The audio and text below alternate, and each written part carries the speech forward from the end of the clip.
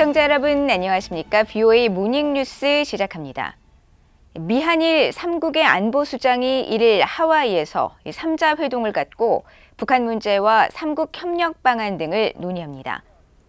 백악관 국가안보회의 NSC의 에이드리언 왓슨 대변인은 30일 성명을 통해 제이크 설리번 국가안보보좌관이 9월 1일 하와이 호놀룰루에 위치한 인도태평양 사령부에서 김성한 한국 대통령실 국가안보실장, 아키바 다케오 일본 국가안전보장국장과 만난다고 밝혔습니다.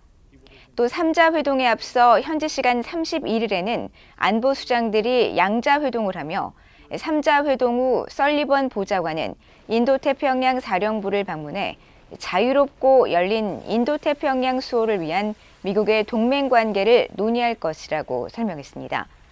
한국 대통령실도 31일 보도자료를 통해 이번 한미일 안보실장 회의에서 북한 문제와 한미일 협력, 경제 안보, 국제 문제 등에 대해 심도 있는 논의가 있을 것이라고 밝혔습니다. 미한일 3국 안보수장의 회동은 지난 5월 한국 윤석열 정부 출범 이후 이번이 처음입니다. 외부 지원을 거부하겠다던 북한이 인도의 민간단체에 식량 지원을 요청한 사실이 알려지면서 심각한 식량 사정이 반영된 움직임이라는 분석이 나옵니다. 한국 정부는 정치적 상황과 무관하게 인도적 차원에서 북한에 대한 식량 지원 의사를 거듭 밝혔습니다. 박동정 기자가 보도합니다. 북한이 인도의 민간 경제단체인 국제사업회의소 ICIB에 식량 지원을 요청한 사실이 VUE의 보도로 공개된 가운데 한국 내 북한 전문가들은 북한 내 식량 사정이 심각한 수준임을 보여주는 현상이라고 분석했습니다. 특히 북한 대사관이 홍수 피해를 이유로 쌀 기부 가능성을 타진한 것으로 미뤄 최근 집중호우로 인한 피해가 생각보다 큰 것으로 보인다며 북한이 대사관 차원에서 주재국 민간단체의 식량 지원을 요청한 것은 매우 이례적이라고 지적했습니다. 당국 대 당국도 아니고 그것도 맹방이라고 할 수 있는 중국과 러시아도 아니고 인도에게 북한의 외교관이 당국자가 민간단체에게 직접 지원을 타진했다는 얘기는 그만큼 북한의 식량난이 긴급하다는 걸 의미하고요.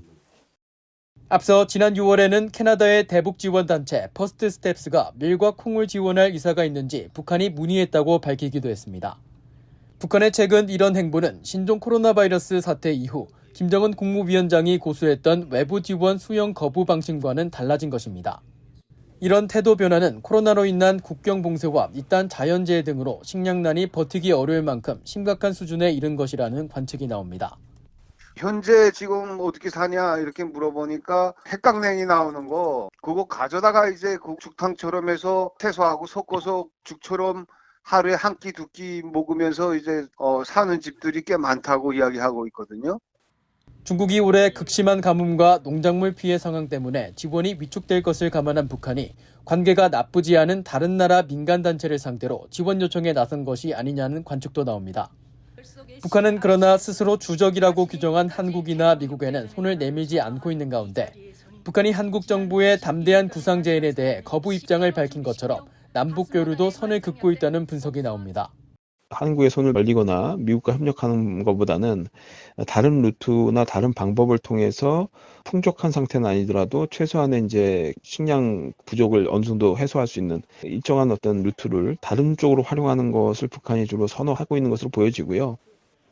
이 같은 상황에서 한국 정부는 북한이 인도적 식량 지원 입장을 재확인했습니다. 한국 정부 당국자는 VOA와의 전화 통화에서 북한으로부터 당국 대 당국 차원의 지원 요청은 물론 민간단체 차원의 대북 지원 승인 요청을 받은 것도 없다고 밝혔습니다. 그러면서 북한은 매년 80만 톤 정도 식량이 모자라는 만성적인 식량 부족 상태라며 한국 정부는 인도적 차원에서 정치 군사적 상황과는 무관하게 윤석열 대통령이 제안한 담대한 구상과도 관계없이 북한의 식량을 지원하겠다는 입장이라고 밝혔습니다. VOA 뉴스 박동정입니다. 앞서 VOA는 북한이 인도산 쌀을 운반할 선박을 공개 수배한 사실을 단독으로 보도해드렸는데 이후 북한이 인도의 한 경제단체에 쌀 지원을 요청한 사실을 추가로 확인했습니다. 인도 주재 북한 대사관 측이 홍수로 인한 북한 내 식량난을 이유로 들면서 인도의 민간 경제단체에게 10,000톤에 달하는 쌀 지원을 요구한 겁니다. 함지아 기자의 단독 보도입니다. 인도의 민간단체 국제사업회의소 ICIB의 자체 트위터입니다. ICIB는 29일 트위터에 북한 대사관 관계자들과 만난 사실을 전하면서 북한 측 인물로 보이는 2명과 인도 측 인사들이 나란히 서서 찍은 사진을 올렸습니다. ICIB는 홈페이지를 통해 북한 대사관 관계자의 직함을 상무관으로 안내했습니다. BOE는 이 내용을 근거로 ICIB가 최근 인도에서 북한으로 쌀 10,000톤을 보내기 위해 선박수배 공고문을 낸 기관인지 문의했고 하루 만에 답변을 받았습니다. 인도 국제사업회의소 ICIB의 만프리트 싱 소장은 30일 BOE에 보낸 이메일 답변을 통해 우리는 북한 주민들을 위한 쌀 기부 가능성을 타진하려는 북한 대사관의 연락을 받았으며 이는 홍수로 농작물 대부분이 파괴된 상황 때문이라고 밝혔습니다. 싱 소장은 이어 해당 선박 수배 공고문이나 인도 회사가 쌀을 제공하는 것과 관련한 뉴스를 알지 못한다면서도 BOE가 언급한 쌀의 양은 비슷하다고 말했습니다. ICIB는 북한 대사관 관계자로부터 쌀 지원 요청을 받았으며 북한이 요구한 쌀은 최근 북한으로 운송하려고 하는 10,000톤과 비슷하다는 겁니다. 앞서 BOE는 최근 선박업계 관계자들에게 전달된 선박 수배 안내문, 즉 화주가 선박을 찾기 위해 낸 공고문을 입수해 북한으로 쌀 10,000톤 운송이 추진되고 있다는 사실을 확인해 보도했습니다. 공고문에 따르면 신원을 밝히지 않은 화주는 인도 동부 비샤카 파트남 항에서 북한 남포로 쌀 10,000톤을 운송할 선박을 물색하고 있었습니다.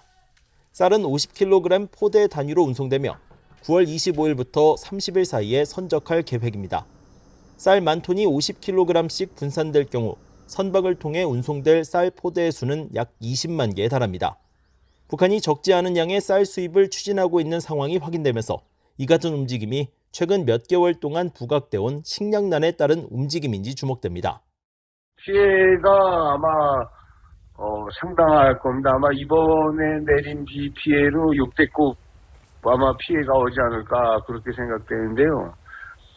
특히 이제 이번에 평양 대동강 중하류하고 청천강 중하류 쪽에 비가 너무 많이 와가지고 그쪽이 이제 북한의 한마디로 말하면 곡창 지대거든요.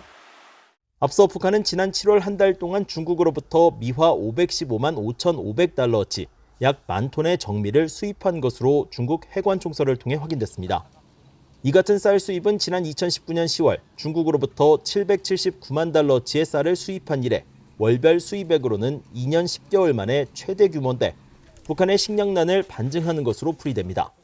실제로 유엔 농업기구 FAO는 지난달 발표한 작황 전망과 식량 상황 분기 보고서에서 북한을 외부 식량 지원이 필요한 나라로 재지정했습니다. BOE 뉴스 함지아입니다. 유엔에서 추진하고 있는 사이버 범죄 협약의 미국 측 협상 대표가 북한 등의 사이버 범죄 추적을 위한 조치를 강구할 것이라고 밝혔습니다. 또 사이버 범죄 협약 추진 과정에서 인권을 강조할 것이라면서 회원국 간 범죄에 대한 서로 다른 정의를 조정하는 데 협상에 중점을 둘 것이라고 말했습니다. 조상진 기자가 보도합니다. 유엔 사이버 범죄 협약 협상에서 미국 측 수석 대표를 맡고 있는 데보라 메카시 대표는 30일 뉴욕 외신 프레스 센터에서 열린 브리핑에서 북한 등의 사이버 범죄가 미국과 다른 나라의 의료 시설 등 주요 사회 인프라에 영향을 미치고 있다고 지적했습니다. 메카시 대표는 최근 잇단 랜섬웨어 해킹 공격 등 북한의 사이버 범죄 진화에 대한 대응을 묻는 질문에 이같이 답하고 이런 사이버 범죄 해결을 위해 유엔에서 추진 중인 사이버 범죄 협약 협상을 통해 방법을 마련할 것이라고 말했습니다. We would like to come up with an instrument in this criminal justice negotiations. This is the important part as we work this issue to distinguish between cybercrime and cybersecurity. It's giving our law enforcement the tools to more swiftly pursue those that are attacking critical sectors as well as individuals, communities, local communities, etc., and to develop newer tools that are more swift in this process. 카리브 공동체 측 협상 대표로 참석한 안드레아 마틴 수압이 자메이카 사이버 범죄 디지털 포렌식 국장도 카리브 공동체 내에서도 북한의 잇단 랜섬웨어 공격 같은 사이버 공격 사건이 증가하고 있다고 지적했습니다. 그러면서 유엔 사이버 범죄 협약 협상 과정에서 회원국들이 사이버 관련 법안을 위반할 때 이런 사이버 범죄에 대한 처벌을 확실히 모색할 것을 권고했다고 강조했습니다. But what it will certainly indicate is that where, for example, the ransomware attack affects the critical infrastructure of a member state, there should be a scale in terms of penalties which reflect the magnitude and the impact of such offenses. 이런 가운데 메카시 미국 대표는 유엔 사이버 범죄 협약 협상의 주요 목표는 사이버 범죄에 대한 각국의 서로 다른 정의를 조정하고 사이버 분야 인권을 강조하는 것이라고 말했습니다. Hence the emphasis on human rights. One country's definitions of a crime is not always another country's definition, and we are very carefully going through the definitions. That will also be a critical part. 유엔 주재 미국 대표부는 앞서 지난 2019년 11월 열린 유엔 총회 제3위원회에서 러시아가 주도하고 북한과 중국, 이란 등이 지지한 사이버 범죄 결의안이 채택되자 사이버 범죄 근절 노력을 저해할 것이라고 규탄한 바 있습니다. 또 미국과 서방국들은 러시아와 북한, 중국 등 국제 사이버 범죄를 가장 빈번히 일으키는 나라들이 새로운 사이버 국제규범을 만들려는 의도가 의심스럽다면서 협약 추진 과정에서 범죄의 정의와 처벌 규정을 명확히 하기 위한 협상을 진행해왔습니다. VOA 뉴스 조상진입니다. 안토니오 구테르스 유엔 사무총장이 신종 코로나 바이러스 통제를 이유로 북한 정권이 내부 통제를 강화하면서 북한 내 인권 상황이 더욱 악화했다고 지적했습니다. 구테르스 총장은 9월에 개최되는 제77차 유엔 총회를 앞두고 31일 공개한 북한 인권 상황 보고서를 통해 북한 내 엄격한 코로나 통제로 북한 주민들의 권리와 자유에 대한 탄압이 증가하고 있다는 보고가 계속되고 있다고 밝혔습니다. 이어 북한 정권은 국경 폐쇄와 이동의 자유를 제한하면서 사상과 정보의 흐름을 통제할 수 있었다며 이는 감시와 압박, 공포, 또 처벌 등의 수단을 통해 주민들의 의지를 억압하고 분열시키는 정치적, 사회적 구조에서 기인하는 것이라고 지적했습니다. 구테르스 총장은 또 북한 내 인권 침해 문제에 대해 책임을 묻는 작업에 별다른 진전이 없다고 지적하고 북한 내 인권 침해 중 일부는 반인도적 범죄에 해당할 수 있다면서 북한 정부의 모든 정치범의 석방과 수용소의 폐쇄, 체포와 구금시설 내 구타와 가혹행위를 중단하라고 촉구했습니다. 박진 한국 외교부 장관과 한국을 방문하고 있는 엘리자베스 살몬 신임 유엔 북한 인권 특별 보고관이 만나 북한 인권 개선 방안을 논의했습니다. 박 장관은 31일 서울 외교부 청사에서 살몬 보고관과 만나 한국 정부는 북한의 인권 상황에 대해 깊이 우려하고 있다고 말하고 북한 인권 보호와 증진을 위해 유엔 등 국제사회와 적극 협력한다는 입장이며 살몬 보고관의 활동에도 필요한 지원을 아끼지 않을 것이라고 강조했다고 한국 외교부가 밝혔습니다. 살몬 보고관은 이에 대해 북한 인권 상황 개선을 위해 한국 정부의 지원 아래 유엔이 함께 시너지를 구축하면서 협력해 나갈 것으로 확신한다고 밝혔습니다. 이번 만남에는 지난달 임명된 한국 정부의 이신화 북한 인권 국제협력대사도 참석했으며 박 장관은 5년간 공석이었던 북한 인권 국제협력대사 임명은 북한 인권 개선에 주도적으로 나서겠다는 한국 정부의 의지를 보여주는 것이라면서 향후 살몬 보고관과 이 대사 간의 긴밀한 협력을 기대한다고 말했습니다. 이상으로 VOA 모닝뉴스를 모두 마칩니다. 시청해주신 여러분 고맙습니다.